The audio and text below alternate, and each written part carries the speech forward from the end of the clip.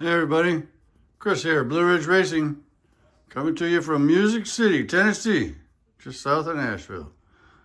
Doing an update on the slot car room and the track. Made a little progress. Gonna make more this weekend. So anyways, here we go. Coming in, I moved the couch over to the wall because it was just in the way. And this room's primary purpose is a slot car room. So, we kind of have stuff strewn everywhere. I got a table here full of stuff. I got other stuff over here against that wall. That corner over there is probably where I'll set up my table to do work and stuff.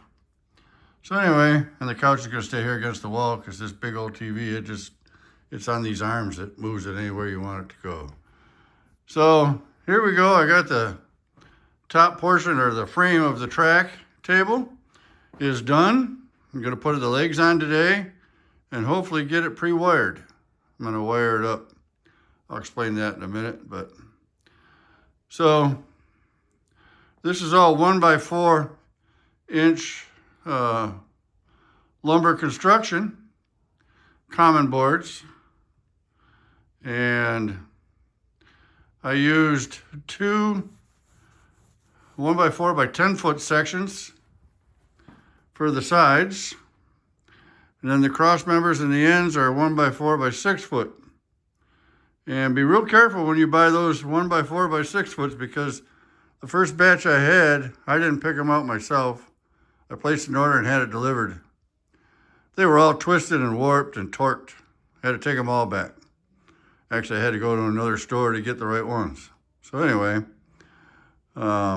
this is done, and the plans I used didn't have this center section.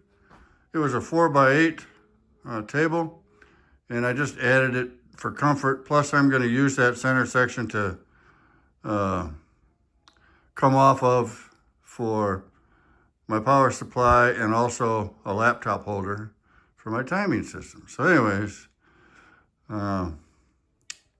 this is it. And you'll see these cross members here, right there, right there, right here, and then these two. Those are only there because that's where plywood is going to have a seam. So this section out here is going to be a 4 foot by 8 foot section, which will come down to here, this cross member. And then I've got 2 foot by 4 foot sections, which will go along that backside, 2 of those. And then I got 2 foot by 4 that I'll use one, which is 4 feet, and then I need 2 feet more, so a half of one, to make the total of 6 feet wide, 10 feet long. So those cross members there are for that purpose, so that I got something to nail the two pieces when they butt up against each other too. And these ones, at the last minute I changed. I put them sideways like that in case there's any errors on the cutting of the lumber that you get. So it doesn't always match up to what you think it's going to be. So if I need leeway, I've got leeway there for nailing those in, or excuse me, screwing them in. And I'll glue it.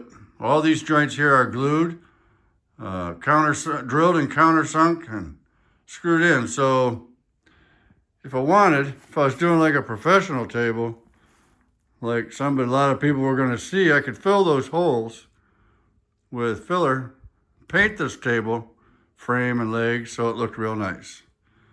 But for my purposes, I'm just going to leave it the natural wood. So I'm going to get these legs on today. Got the first one all leveled up.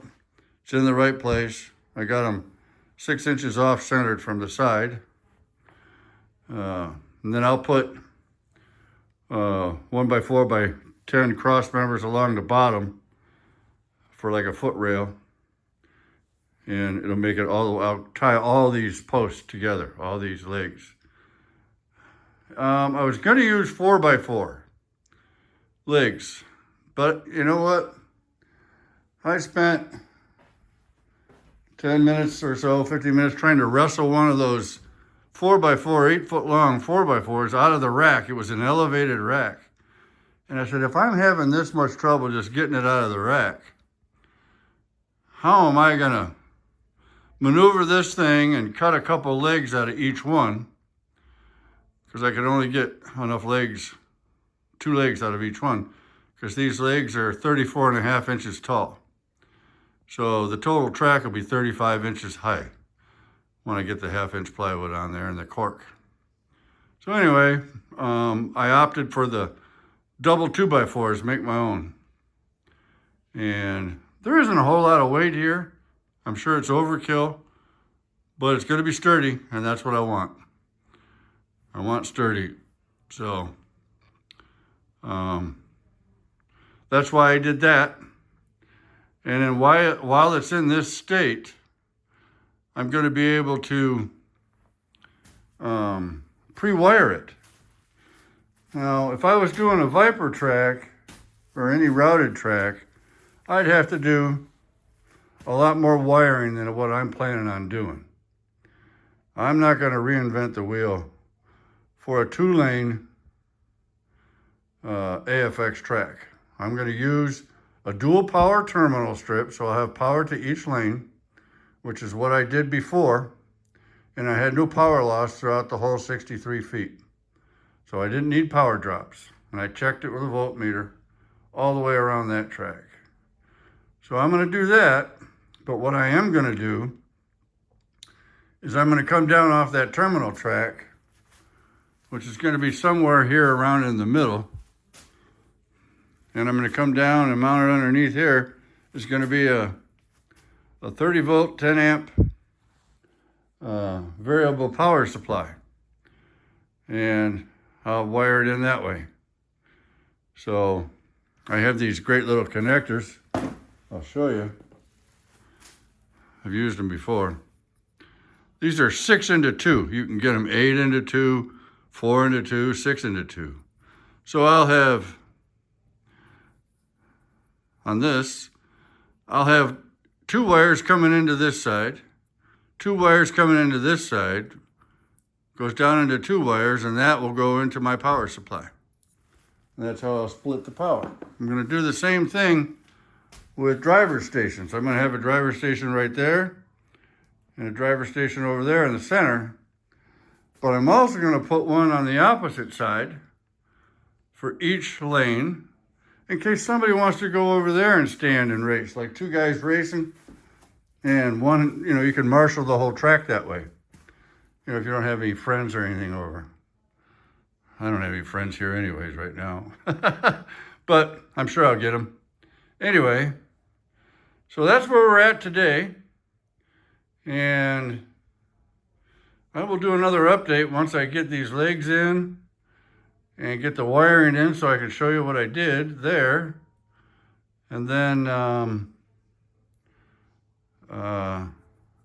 hopefully, if all goes well today, my son will come over tomorrow and help me get this big 4x8 sheet on. That's what I need help with, is getting that on. And I'm gonna glue all that down to these cross members, and then countersink and screw it in, and then I'm going to overlay that with 1/4-inch cork.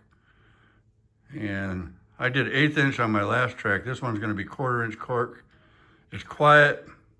You can mount things to it. You can drill through it, because I got a lot of electric signs I'm going to be putting up. So anyway, that's where we're at on the Blue Ridge Raceway. So thanks for watching. Hope everybody had a great Christmas. Had a great New Year, and we're in the 3rd day of 2026, and I hope everybody has a prosperous and happy 2026. Thanks for watching. Look forward to seeing you next time. Take care. Bye-bye.